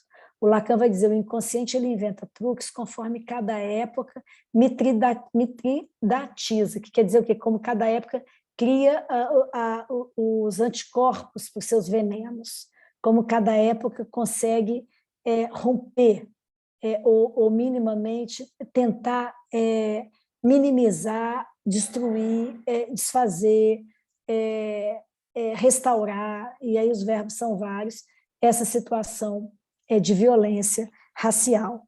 E eu comecei respondendo a você, né? Pensei em várias outras coisas, mas eu vou direto agora no Nicolas, porque eu queria fechar, Nicolas, esse circuito agora das perguntas, dizendo que tem um risco muito grande, que o Fanon ajudou a gente já deu consertado o risco da gente não cair nele. Tem um francês que chama Otávio Manoni, eu vou falar com o Nicolas numa linguagem de autores, né, gente, porque ele está fazendo a pesquisa para ajudar. Eu vou te falar assim, vai direto no Pedro Donizete, que acabou de fazer a defesa do mestrado dele, que ele já te dá tudo isso mastigadinho, como poucos no Brasil conseguiram fazer. Mas o Manoni, ele era um francês, adido cultural, que criou uma ideia de um complexo de dependência. Ele falava assim, todo colonizado tem uma predisposição a aceitar a colonização. Claro que ele explicava isso de um jeito mais sofisticado do que eu estou falando, e aí o Fanon falou, hello, assim, mais ou menos assim, né? Hello, como assim? Alguém quer ser escravizado? Violentado? Expropriado? Tem alguma coisa errada no seu pensamento.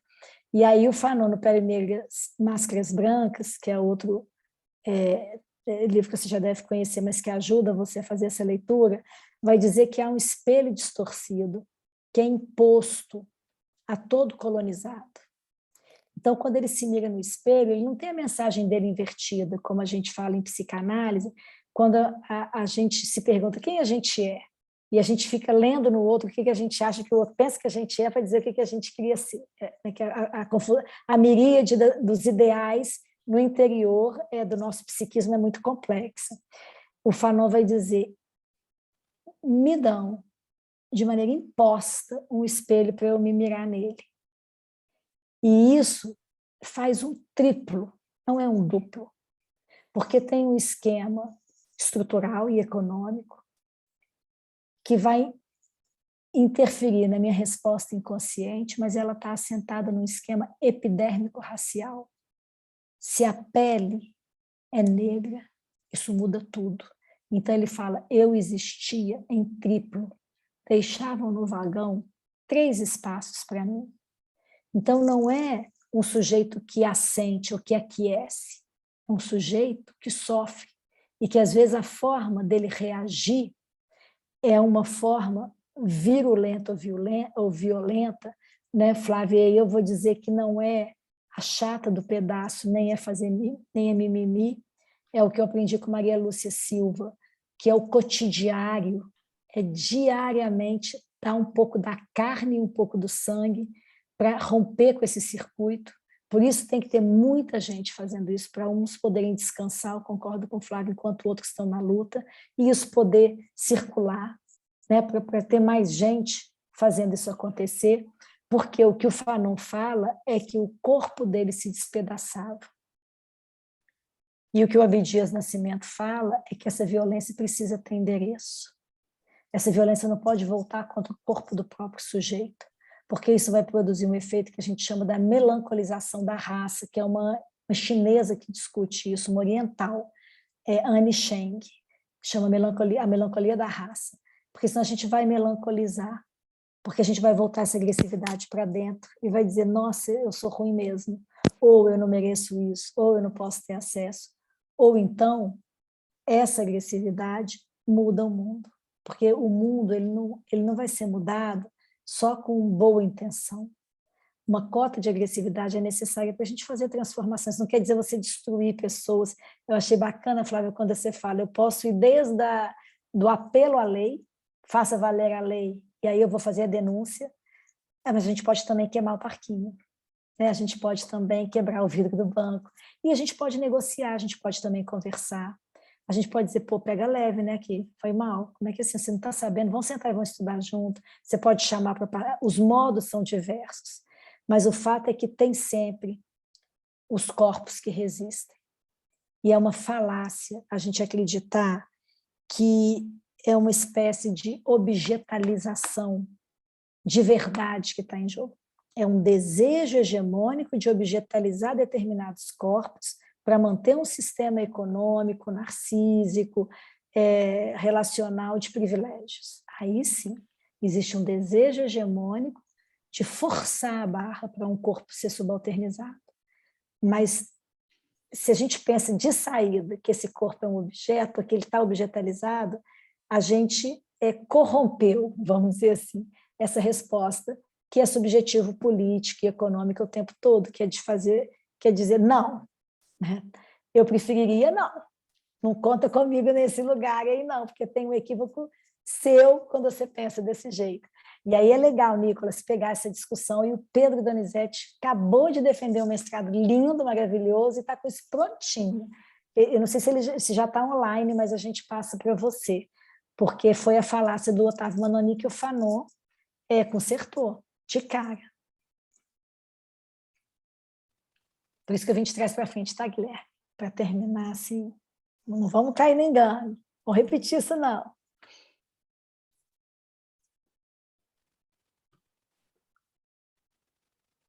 Bom, queria então que você, Flávia, falasse um pouco da importância, no sentido da representação social mesmo, que a gente tenha cada vez mais pessoas pretas em lugar socialmente importante. Porque eu acho que, já que a gente falou aqui em identificação, e essa identificação ela produz também uma possibilidade dessa pessoa se sentir representada, né? Então, essa importância, e aí, até para lembrando recentemente da morte de Elza Soares, por exemplo, uma mulher preta, que eu acho que foi muito representativa, eu acho. Então, e aí eu volto lá na questão, não é só a a academia não é o único lugar em que essa mulher preta, né, que a pessoa de pele preta pode exercer esse poder, né? E é esse poder afirmativo. E aí, essa importância, eu queria que você, pela sua experiência, falasse um pouquinho da importância do poder da pessoa preta estar em lugares socialmente importantes. Então, é inegável que isso é importante, né? É devastador. E eu queria falar um pouquinho sobre isso com mais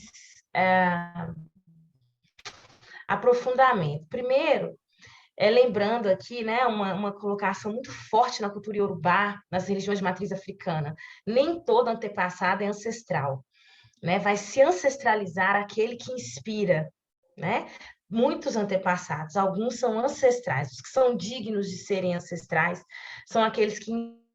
Elza Soares para mim, uma referência. Eu me emociono, eu quero ouvir, eu li o livro, eu quero escrever sobre. Mas é muito interessante quando você vê a minha mãe falar de Elsa. Então, gostar de Elsa para a minha geração é muito fácil.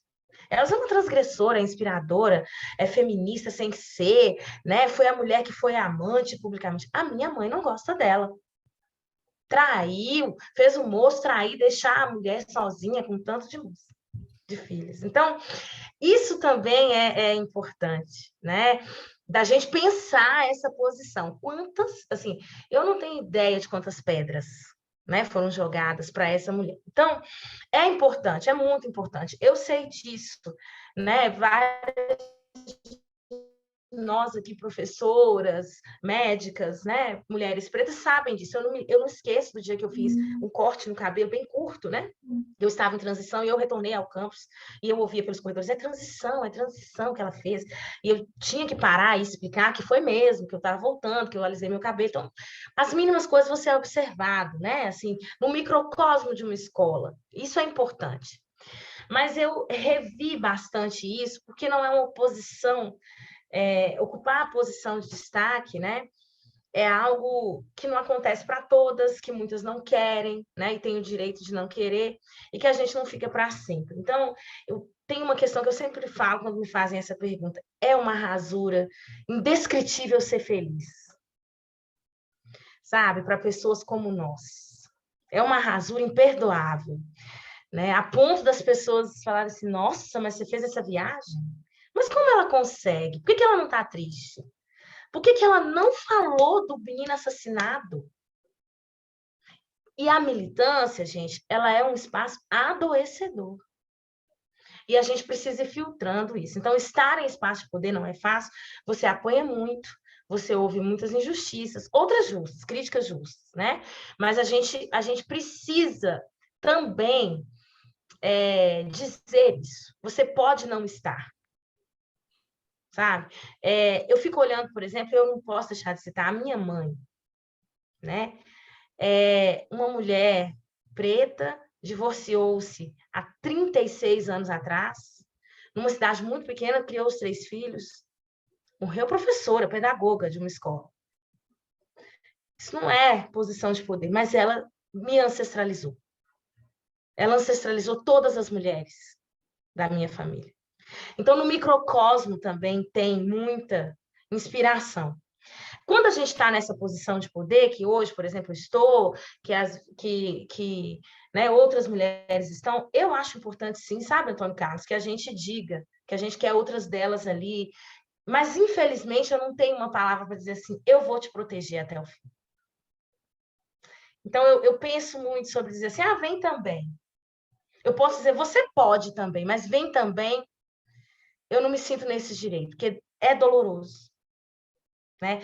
E aí, assim, nós não soubemos proteger Marielle. Tem 3 mulheres trans pretas indo embora desse país nesse momento, eleitas.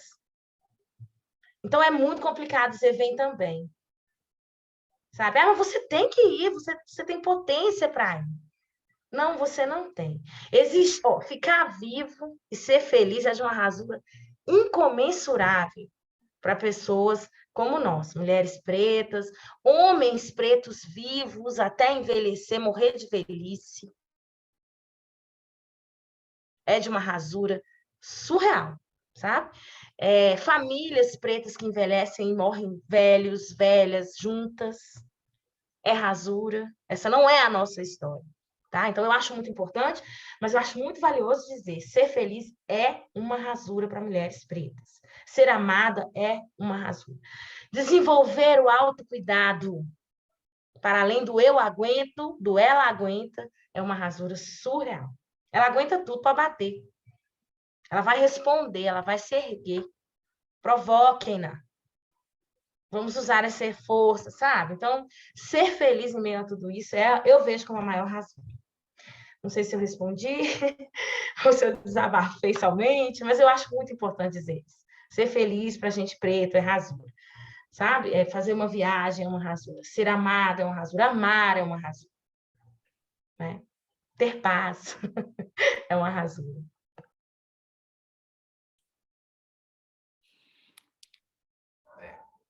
A sua fala, na verdade, é muito forte, eu fico meio sem palavras.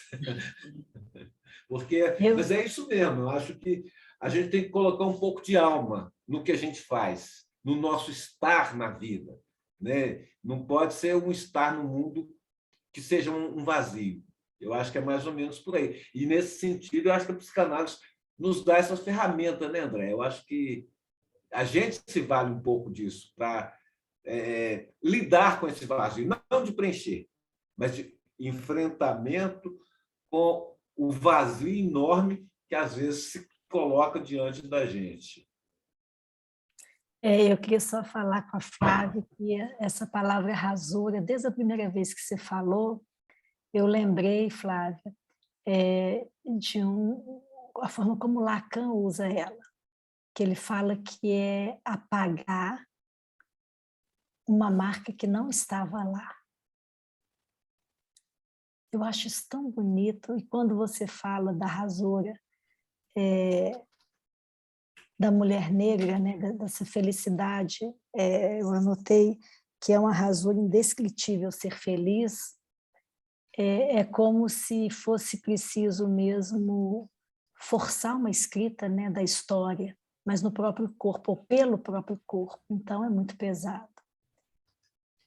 O que eu posso dizer, assim, que bom que essa geração não está mais sozinha, né? Eu lembrei de uma conversa da Djamila Ribeiro com a Françoise Verger, em que ela estava falando isso. Pelo menos agora tem uma multidão junto. Eu estou do lado. E queria agradecer a Antônio e Rosângela por esse encontro, que me deixa muito emocionada.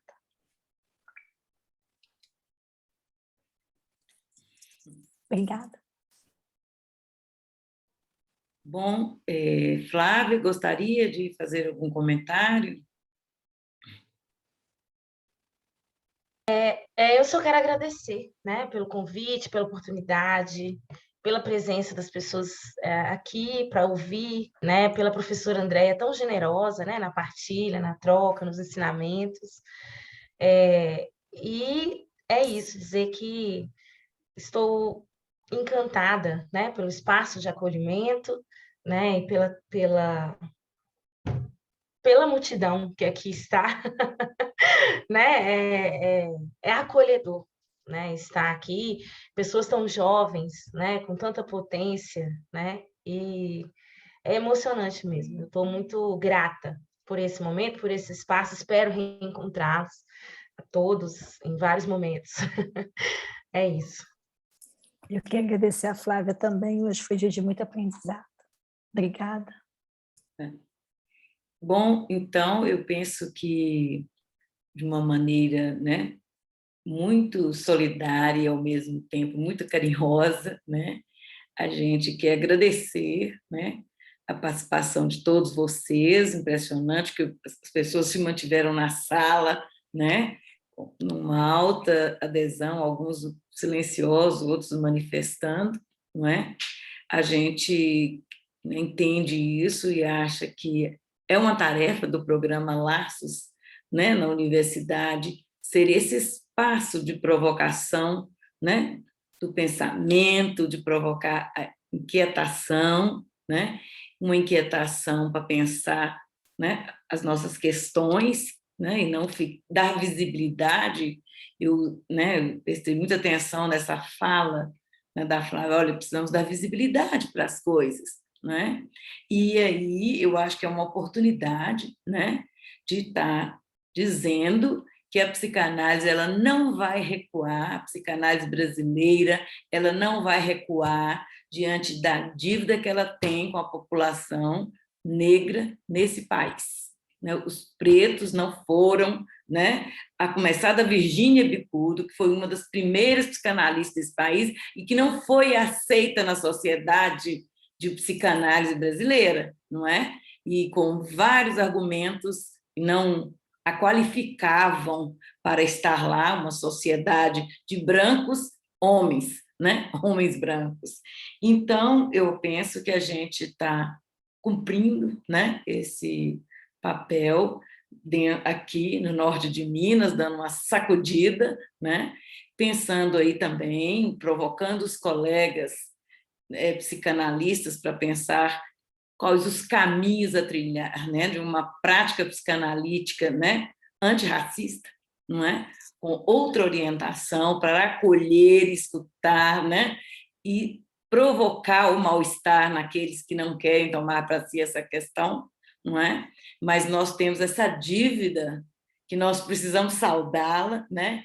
Virando, como a Andréia diz, algumas chaves, não é? E eu acho que estar aqui conversando, né, disso é uma forma de dizer, olha, tem experiências bacanas, tem coisas acontecendo, tem produção acadêmica, tem sim posicionamentos que nós temos sim o que dizer, né, e o que aprender, né, e repensar, inclusive, as nossas práticas, né, para que acolha, né, e resgate e dê visibilidade à dívida histórica que temos, né? A gente precisa, né, fazer correção de rotas, e a psicanálise, né, é uma das áreas que precisa, sim, se debruçar e pensar, articular as questões, tanto teoricamente como na prática clínica, né, para que essas coisas sejam escutadas, né, e deem visibilidade, não é?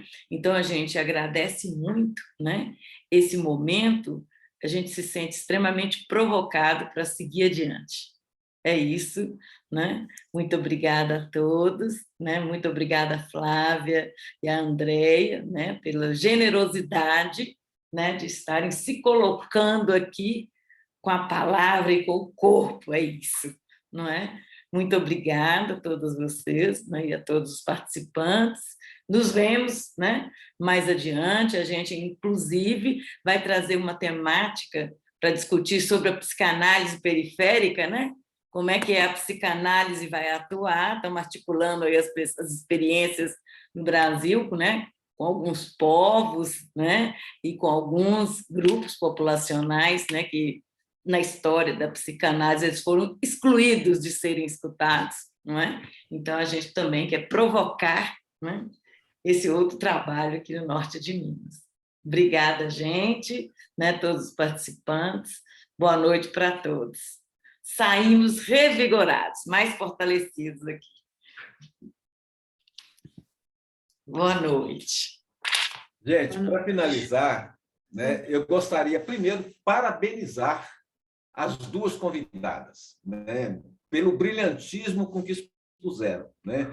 Eu acho, Flávia, sua fala extremamente racional e visceral ao mesmo tempo. Assim, me emocionou em vários momentos aqui. Assim, agradeço muito, né, de você ter aceito o nosso convite. Isso para a gente foi, vou dar o nome que você deu, foi uma rasura enorme para a gente também, você ter aceito. E a Andréia, gostaria de agradecer mais uma vez por entender que não basta não ser racista, mas que tem que ser antirracista, e que isso tem que acontecer na prática, né? E é isso que você tem feito com o seu trabalho, né? Tanto no campo da pesquisa, né, como da atuação mesma, você colocando seu corpo neste lugar de antirracista, né, de antirracista, vou até dizer ativista mesmo. Então, isso é muito importante. É importante para a psicanálise, é importante para nós, né? Agradeço muito, fico realmente comovido, né, de termos tido essa noite tão brilhante, né, aqui com vocês, né? E agradeço a todos que estão aí participando, mesmo aqueles que não se pronunciaram, mas que se interessaram em discutir e que certamente estão levando muito do que foi aqui apresentado. Muitíssimo obrigado a todos vocês, a todo mundo. Boa noite para todo mundo. Boa noite. Boa noite, obrigada, gente. Maravilha de noite.